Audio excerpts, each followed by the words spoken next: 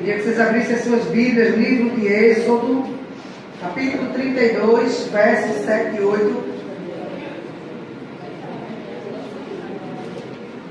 Amém? Enquanto vocês estão abrindo as Bíblias, quero deixar um recado aqui. Nosso Congresso de Mulheres. Aí, alô, mulherada. Dia 25 de novembro. Estamos no mês de novembro. Chegando bem pertinho. Próximo não. Esse sábado de ontem a 15 é o nosso Congresso. 25 de novembro. Né?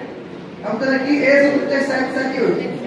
25 de novembro, a partir das 14 horas, no Castelo de Recepções. Amém?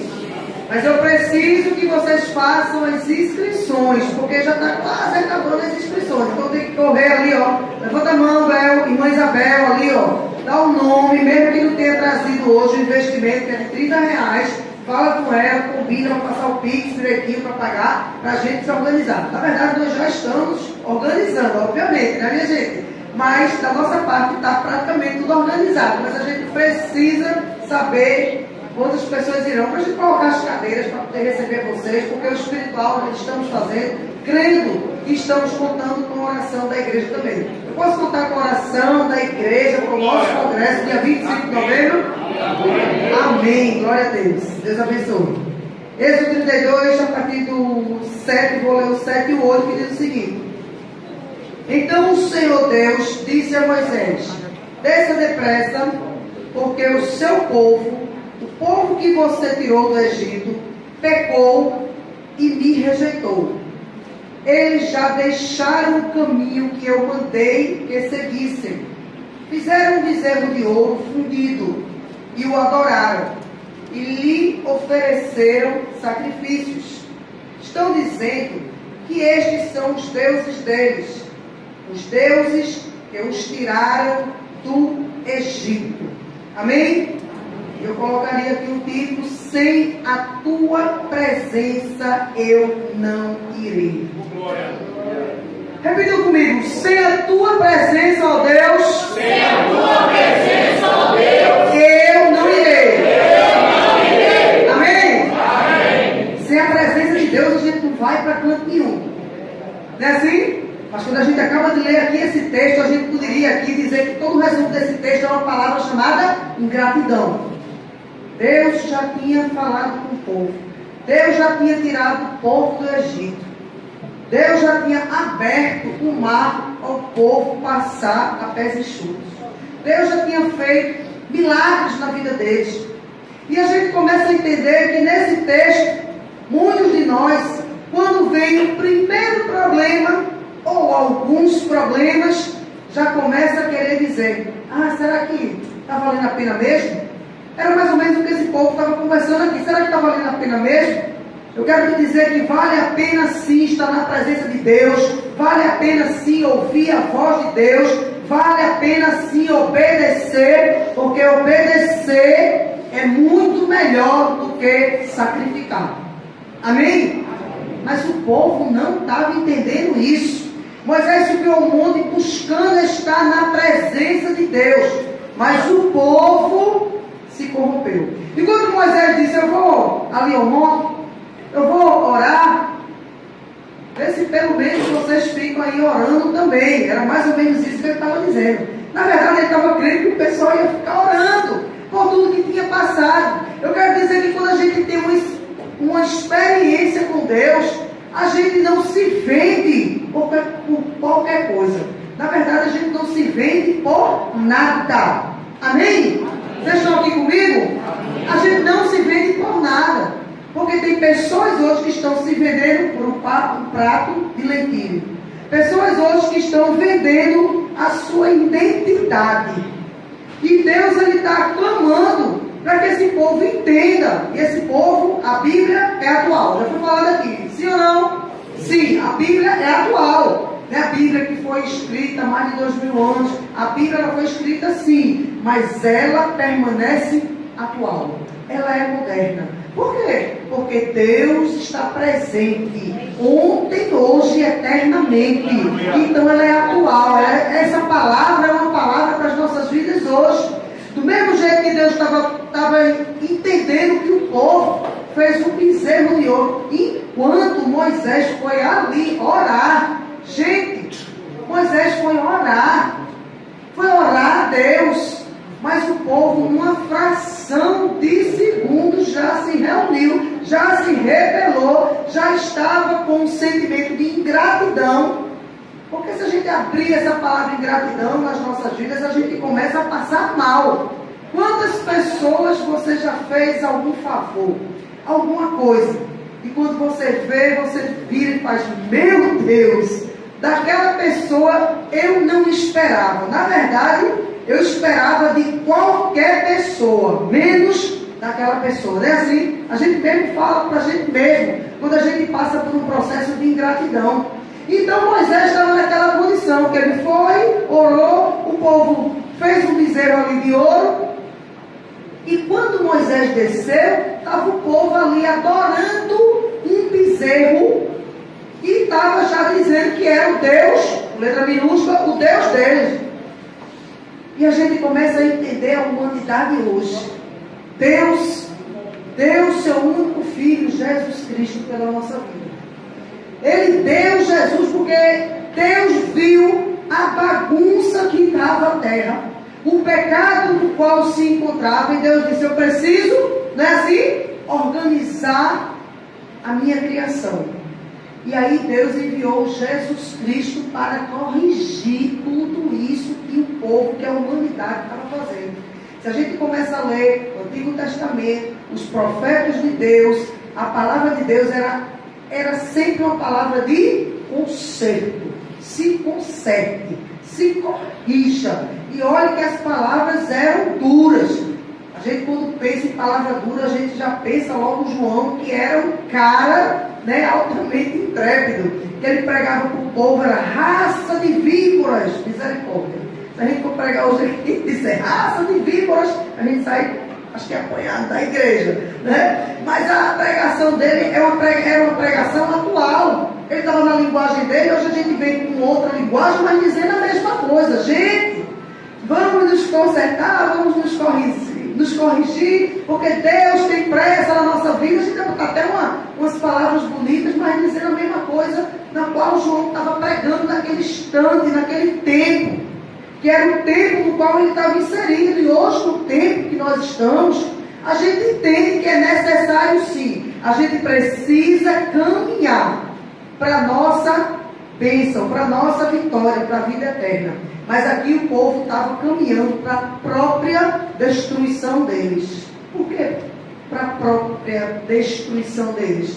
Porque quando a gente se afasta do nosso alvo, que é Jesus, quando a gente se afasta de Deus, e eu vi aqui o Diácono Júnior falando e dando assim uma regra, dizendo quando se afastava, estava falando, é a mesma coisa, quando a gente vai se afastando, a gente vai esfriando. A gente sabe disso, gente. Se a gente passar uma semana trabalhando muita coisa, não tive tempo para ler a Bíblia, não tive tempo para orar, não tive tempo para fazer nada de Deus, das coisas espirituais, você começou assim na segunda-feira. Quando chegar na sexta-feira, você mesmo, não fala com ninguém não, vá para a balança de Jeová, veja como é que você está. Você está mais frio, pode ser a pessoa mais pentecostal da face da terra. Você se sente o quê? Vazio. Você se sente frio. Você às vezes faz misericórdia, acho que eu tenho que me converter de novo.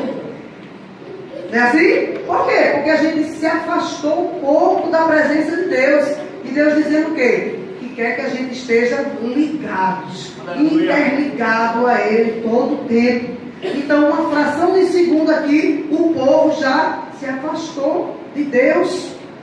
Será que valorizamos a presença do Senhor? Será? Nós esquecemos com muita facilidade daquilo que Deus nos entregou. A gente começa no primeiro problema, palavras de murmurações, palavras, né, que contrariam a Deus, brigas, contendas, rebeldias. E a gente começa a ficar até rebelde com Deus, quando Deus manda que a gente ame o Senhor, não é? Sobre todas as coisas, todas as coisas, todos os problemas. Porque hoje eu estava inclusive falando lá em casa com uma moça que trabalha conosco já há mais de 17 anos. E aí eu dizendo a ela, gente, ó, você vem trabalhar, que interessante você sempre tem que trabalhar com a cara bonita, não é? Sorrindo, fazendo as coisas com alegria, e isso é muito bonito, e Deus se alegra disso, sabe por quê? Porque mesmo com um problema que a pessoa está passando, mas ela não está deixando que o problema que ela está passando venha interferir no trabalho dela, e eu acho isso muito bonito, porque as coisas de Deus é assim. Quer dizer que nós estamos passando por algum tipo de situação, por algum tipo de problema, aí eu já estou como? Olhando para Deus num olhar de cobrança. Por que Deus? Por que eu? E por que essa enfermidade? E por que o Senhor não cura logo? Por que não traz um milagre para a minha vida? Deus pode trazer um milagre agora para a minha vida, mas Deus pode querer também que eu passe pelas mãos dos médicos, até para saber que eu sou dependente de Deus e que é necessário a gente passar por muitas situações na vida. Senhor, por que eu passei por um luto? Porque foi necessário. Deus achou que era necessário. Primeiro, que o fruto estava pronto, e segundo, que Deus achou que eu suportaria. E glória a Deus que eu suportei na força em Jesus. Nunca, nunca, nunca é na minha força, foi na minha força, nunca. Mas é na força do Senhor, na força do Pai. Ele que vem, Ele que abraça. E quando pessoas pagam a gente, inclusive para saber qual é a receita, diz aí qual é a receita. Eu disse, minha irmã, meu irmão, a receita é estar verdadeiramente ligado na videira. A videira é Jesus. Quando você está ligado nele, você pode passar céus e terras, mas a palavra do Senhor não passará. Pode vir a tempestade, como foi cantada aqui, vir a tempestade, mas se o Senhor tiver no seu barco não irá naufragar. Aleluia. Glória a Deus. A gente começa a entender isso e começa a depositar a nossa fé no Senhor. Até mesmo Arão, sacerdote do Senhor e principal companheiro de Moisés, ele também saiu da presença de Deus. Veja que negócio sério. Arão não era, meu Deus, eu acho que era uma pessoa que a gente pensava em sair da presença de Deus. Por quê? Ele caminhava com Moisés, era um discípulo de Moisés, então ele estava vendo as coisas, ele via que Deus falava com Moisés, ele via os milagres de Deus, e via que quando tinha alguma coisa que apertasse, Moisés falava com Deus, Deus respondia, e Moisés era aquele instrumento de Deus, o canal de Deus ali na terra. Mas mesmo assim, Arão, né, esse sacerdote, ele se afastou da presença de Deus. E por que essa palavra nessa noite? Êxodo 33, 15 diz o seguinte: então Moisés lhe declarou: se não fores conosco, não nos envies. Êxodo 33, 15. Moisés estava declarando: Deus, se o Senhor não for conosco nesse caminho, se o Senhor não estiver conosco, não adianta só a bênção. A gente quer o trono da bênção. Aleluia. Era Moisés dizendo isso àquele povo naquele instante: nós queremos, eu quero, nós queremos o dono da bênção que é o Senhor. Quer dizer que a gente só quer a bênção. Eu só quero ficar curada de tal doença. Eu só quero uma porta de emprego que seja aberta para mim, para, vamos dizer assim, saciar todas as minhas necessidades. Eu só quero, né? Aí a gente começa dizendo: eu só quero isso, certo? E o dono da bênção, você não quer? Porque muitas vezes a gente está ministrando a palavra e a gente pergunta no final: alguém quer aceitar Jesus que ainda não fez uma aliança com o Senhor? E muitas vezes a gente vê dentro da igreja Deus fazendo um milagre instantâneo, na hora, na vida daquela pessoa. A pessoa sendo liberta, a pessoa ficando curada de uma doença ou física ou uma doença espiritual. Espiritual, a pessoa vai identificar na hora que estava com peso, que estava com tristeza no coração, e ali Deus libertou. A pessoa conseguiu até respirar, que não estava conseguindo respirar direito, e Deus trouxe ali a bênção, o milagre. Aí a gente pergunta: você quer agora o dono do milagre, o dono da bênção? O que a pessoa diz? Agora não. Não é assim? Vocês já ouviram isso? Agora não. Mas quer a bênção, mas não quer o dono da bênção. Então Moisés estava questionando o povo naquele momento, nessa situação, dizendo: vocês só querem a bênção, só querem o mar aberto, não é assim? Abrindo o mar, né? Cordonizes caindo, né? O maná. querem tudo isso de Deus, mas não querem, né, o Deus da tua salvação. E essa palavra era Deus falando ali com o povo naquele momento. Deus havia dito que daria a vitória, porém não iria com eles. E aí a gente pergunta, de que adianta Deus dizer que está dando a vitória a mim agora? Está dando a vitória a você agora, mas Deus também está dizendo que não vai com você. E aí, qual era a resposta que você daria ao Senhor? Moisés automaticamente já disse: Senhor, se o Senhor não for comigo, não adianta, que eu não quero ir para canto nenhum. Senhor, se o Senhor não estiver comigo, eu não quero mais nada. Mas se o Senhor estiver comigo, eu passo na pobreza, na riqueza, na doença, na saúde, na tristeza, na alegria, na vida, no luto, porque eu sei que o Senhor está comigo. Então eu preciso ter essa identidade é nossa, porque estão roubando muitas das vezes a nossa identidade. Aqui esse povo estava sendo roubado a identidade dele. Eles estavam dando uma brecha para o inimigo roubar a identidade deles. Por quê? Qual é a identidade deles? A identidade deles é que eles acreditavam em Deus, estavam junto com Moisés e sabiam das benfeitorias que Deus já tinha feito, milagres que Deus já tinha feito. Então a identidade deles era acreditar que Deus estava no controle de toda essa situação. Mas aí deixou que roubasse a identidade. E como é que rouba a nossa identidade? Foi como eu falei antes, quando a gente vai se afastando da presença de Deus, quando a gente não lê mais a palavra. Se a gente fechar os olhos agora e fizer uma reflexão rápida, abrir o parênteses agora e fazer uma reflexão da nossa vida. O que é que eu estava fazendo antes e hoje eu estou fazendo bem menos? Será que eu estava orando mais e agora eu estou orando menos, né? A vida corrida, né? Agenda muito cheia, né? Será que eu estava jejuando antes e nunca mais eu jejuei? Será que eu estava fazendo propósito com Deus? Não é propósito com pessoas, não. É propósito com Deus. Deus, eu vou fazer um propósito contigo. Eu preciso da tua resposta, porque o silêncio eu já tenho. Eu quero a tua resposta para saber exatamente o que o Senhor quer com a minha vida. E muitas vezes a gente fazia isso no passado, e agora a gente já não está fazendo tanto. Era Deus falando ali para aquele povo, dizendo: façam, se aproximem, cheguem mais junto, porque eu quero estar com vocês. Deus, na verdade, estava com eles, mas Deus queria que eles estivessem com Deus ou em Deus. E essa palavra Deus traz ao nosso coração nessa noite como uma palavra de reflexão. Aonde eu tenho errado? Aonde eu tenho feito para poder me afastar de Deus? Aonde Deus está chamando para eu chegar mais junto, para eu ficar mais, sabe, mais perto dele.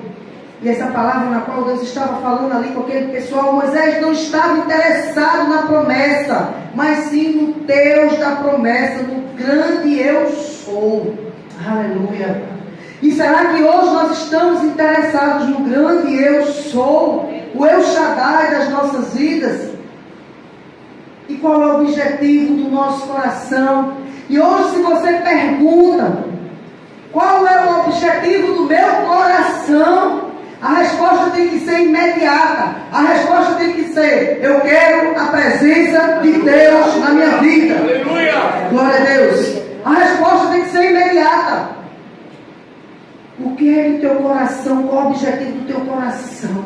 E aí você vai pensar: um carro, uma casa na praia, eita Deus, uma outra casa. A gente começa a pensar tanta coisa material, mas sendo que Deus, Ele quer nos abençoar, porque a palavra diz: buscai primeiro o reino de Deus e a sua justiça, e as demais coisas serão acrescentadas. Então é o que? Primeiro o céu, primeiro o reino de Deus, através de oração, através de jejum, através de leitura da palavra e através da sua vida, a prática da sua vida. Sabe por quê? O que é que tem acontecido hoje em dia? O que tem acontecido é as pessoas dizendo que preferem Jesus, que estão com Deus, que estão na presença, mas quando acontece o primeiro aperreio, quando acontece o primeiro empecilho, o que a pessoa faz? Já começa a sair da presença do Senhor, como Arão já saiu aí da presença, como os outros saíram da presença e ainda está fazendo um bezerro de ouro. Deus está falando para nós, igrejas, para nós, igreja, como igreja do Senhor nessa noite. Ele quer mais de nós. Ele quer que a gente se aproxime mais dele. Quer que a gente esteja verdadeiramente ligado na videira. Aleluia. Foi a presença de Deus que abriu o mar. Foi a presença de Deus que tirou Paulo e Silas daquela cadeia. Foi a presença de Deus que ressuscitou Lázaro. Foi a presença de Deus que reconstruiu a vida de Jó. Quando a vida de Jó ficou toda destruída, os 42 capítulos de Jó até o 41, a vida de Jó, meu Deus, quando a gente lê o livro de Jó, a gente chega, se arrepia, porque diz, meu Deus, será que eu aguentava pelo menos um terço ali do que Jó? Não é assim? Coração de Deus que passou por tantas situações. Aí o último capítulo do livro de Jó é Jó sendo abençoado duplamente. É Deus trazendo para a vida de Jó bênçãos sem medidas. Isso para fazer na tua vida. Ainda que você tenha perdido coisas, pessoas, situações, esteja passando por situações de ingratidão, que dói, mas Deus manda dizer a você nessa hora, Ele é um Deus restituidor da sua vida. Glória a Deus. É Deus que restitui. Somos povo de Deus, temos aliança com Ele. E a obediência atrai a presença de Deus. Quando a gente obedece a Deus, a gente começa a ver os sinais nos acompanhando. E acontecendo coisas que a gente nem imagina. Dentro de nós há uma potência de Deus. Mas muitas vezes a gente é que abafa tudo isso. Reclama no deserto, nesse tempo. É o tempo que Deus quer levantar a mim e a você. Não importa onde você esteja. O que importa é que Deus te colocou em alguns lugares onde só você vai usar a sua voz para que Deus diga, ali vai uma filha minha, uma serva, uma guerreira, um guerreiro de Deus, usando a sua voz, usando a sua boca como boca de Deus aqui na terra. Se você pode usar a sua boca como boca de profeta, com certeza Deus vai usar a sua boca e a sua boca vai declarar as promessas de Deus para serem realizadas na sua vida. Você crê nisso? Glória a Deus. O Senhor disse a Moisés, Êxodo 33:17: farei o que me pede, porque tenho me agradado de você e o conheço pelo nome. Glória a Jesus. Quando Deus diz para você, eu me agrado de você, eu conheço você pelo nome. Eita Jesus, que coisa linda. Eu conheço você pelo nome. Aleluia. O meu nome, quase todo mundo erra o meu nome. Eu quero ver Deus errar. Eu quero ver que chamam Cristina, Cristiane, e que mais de tanta coisa. Raramente Cristiane, Cristina e tanta coisa. Aí para acertar, Cristiana, só são alguns que acertam. Mas eu quero dizer que Deus, Ele não erra o meu nome. Eu quero dizer que Deus não erra o seu nome. Ele te achou desde a eternidade, é a formação dEle. É Ele que faz você, a sua identidade. Foi Ele que te deu o teu nome, glória a Deus. E o teu nome, ele está carregado de um DNA de Pai, glória a Deus. Em Gênesis capítulo 2, no verso 7, diz o seguinte: e formou o Senhor Deus o homem do pó da terra, e soprou em suas narinas o fôlego de vida, e o homem foi feito alma vivente. Se o homem sai da presença de Deus, redobre sua atenção agora. Se o homem sai da presença de Deus, ele morre. Saiu da presença de Deus é morte. Porque quando sai da presença de Deus, você está sem nenhuma proteção divina. Então você está, não é? sensível, susceptível, exposto, né, às intempéries da vida. E aí vai ser bem mais difícil. Está achando difícil com Jesus? Então comece a se lembrar. Sem Jesus, muito mais difícil você passaria. Amém? Estar na igreja não é o suficiente. Tem que estar com Cristo. Vocês estão entendendo? Eu estou na igreja, você está na igreja. Amém? Não é amém porque está na igreja. Amém? Mas depois dizer que eu estou ensinando um negócio errado aqui. Em nome de Jesus, presta atenção. Você está na igreja, mas não é suficiente você estar na igreja. Tem que estar com Cristo. Tem que estar em Cristo. Porque quando você está em Cristo, pode vir qualquer oferta do diabo, você não vai cair. E aí você podia agora pensar rapidamente no seu intelecto e dizer: ô pastora, mas errar é humano, eu sei. E a Bíblia diz que nós somos pecadores e que nós erramos sim. Mas permanecer no erro, me permitam a palavra, errar é humano, mas permanecer no erro é burrice. A senhora está chamando a gente de burro? Não, estou me incluindo também aqui. Eu dou essa palavra para mim também, irmãos.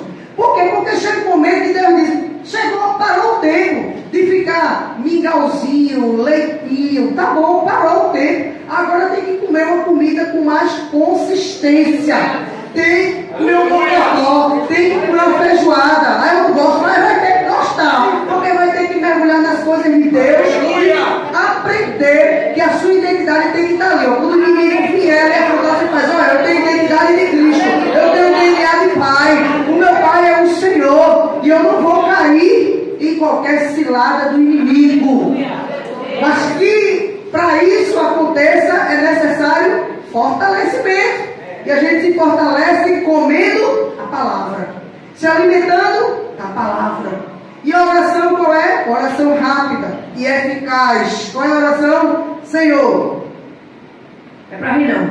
Senhor, do mesmo jeito que eu tenho fome de comer comida, me dê fome de comer, de me alimentar na palavra de Deus. Glória a Deus. Todos nós temos fome, uns mais, outros menos, mas temos fome. Se essa mesma fome que a gente tem de comer comida fosse a mesma fome de comer a palavra de Deus, de ler a palavra, não só ler, mas ler, entende? E viver, irmãos. A gente precisa viver a palavra de Deus. E cada dia a gente se pega como errando. E aí Deus vem e traz uma palavra com muito amor, mas com conserto para as nossas vidas, porque Ele está voltando. E Ele quer que nós estejamos prontos. Glória a Deus. Eva era um projeto de Deus. E lá falando de Gênesis, Eva era um projeto de Deus. E o diabo queria o quê? Estragar o projeto de Deus. O inimigo sempre faz isso. Você é um projeto de Deus, amém? Amém. Você é um projeto de Deus, amém? Amém. O inimigo quer estragar o que Deus fez, que é você. Entenda bem, o inimigo quer fazer isso, mas Deus está nos dando estratégias da gente não cair na cilada do inimigo. Não é assim? A gente precisa resistir ao diabo. A Bíblia diz: e ele fugirá de vós, de nós. Não é assim? A gente vai resistir ao diabo. Todo dia o diabo vem para nos afrontar, para brigar, para discutir, para mentir, para querer cair em vícios, que muitos de nós tinham algum vício. E aí a gente tem que fazer o quê? Resistir ao diabo. Estou resistindo ao diabo, resistindo, não caindo, pedindo ajuda a Deus. Amém? E o que vai acontecer? O diabo vai se cansar. Porque ele vai chegar e vai dizer: mas Rafael, eu tento tanto essa mulher, eu tento tanto esse homem, eu catuco tanto para o cara cair, para a mulher cair, mas o cara não cai não. Porque o negócio dele é ler Bíblia, jejuar, consagrar, dizer que Jesus é bom, que Deus é o conforto, é o consolo. E aí com palavras declaradas pela sua boca. Eu posso declarar palavras agora como eu estou declarando para mim e para você. Mas Deus quer com você o negócio. Você entende? Deus quer com você o negócio. Deus quer você abrir a sua boca e declarando: minha casa é um canal de bênção. Minha casa é um conforto do Senhor. Meu marido é uma bênção.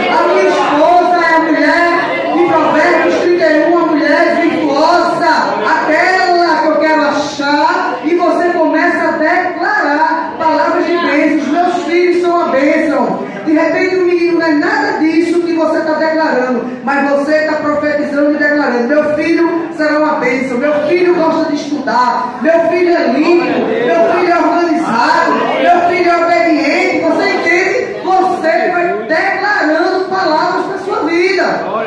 E ao contrário disso, meu marido, meu Deus, só Jesus na causa. Não, é Jesus na causa, não é você na causa. Você quando casou, você era para ter visto, agora você fica com ele. Não é assim? É ou não? Sim ou não?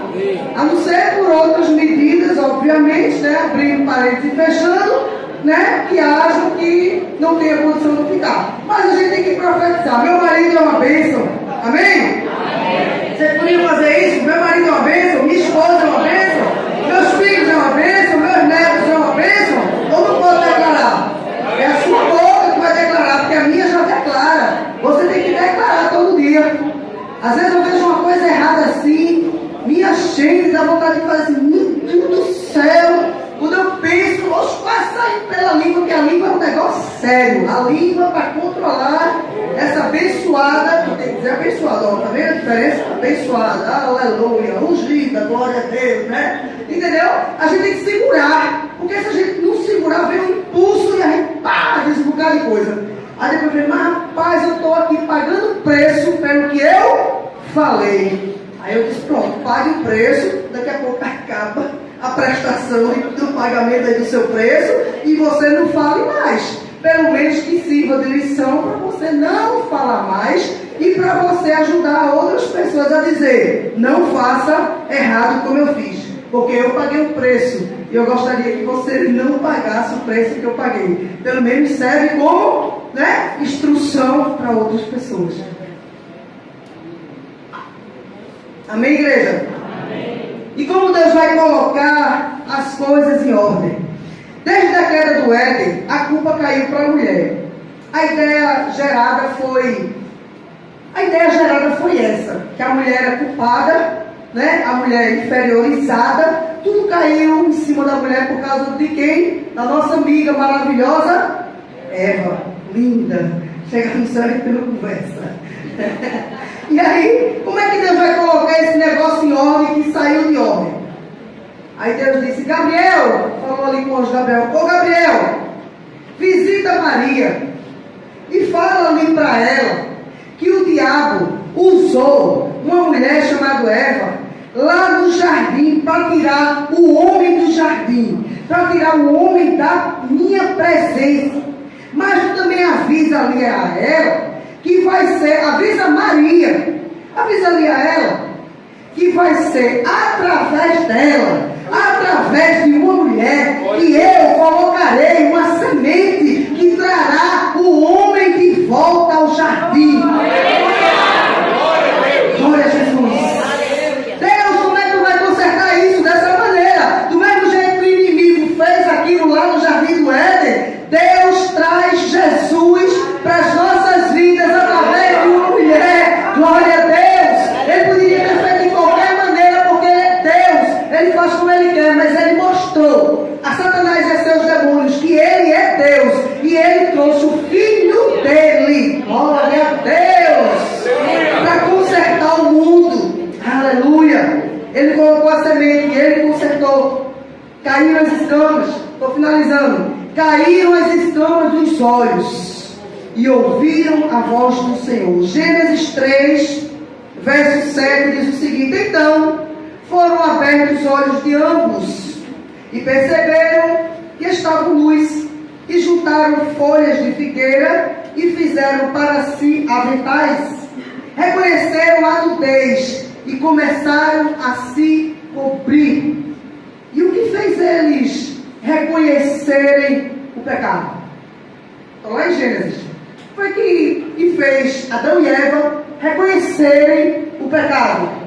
A voz de Deus. Ouviram a voz de Deus. Porque quando a gente ouve a voz de Deus, as escamas dos nossos olhos, elas caem. E a gente começa a identificar: meu Deus, eu estou suja, eu estou impura, eu estou em pecado. Foi o que aconteceu com eles. Eles olharam para eles e identificaram que eles estavam nus. Mas eles não andavam nu o tempo todo? Eles andavam nu o tempo todo, justamente. A palavra diz que Deus, ele pairava, ele passeava, e no final da tarde ele conversava ali com Adão. Eram amigos íntimos. Quando Eva caiu, e aí vem todos os questionamentos, mas eu quero te dizer que o que foi perdido lá no Éden, Deus ele reconstruiu no Novo Testamento para as nossas vidas.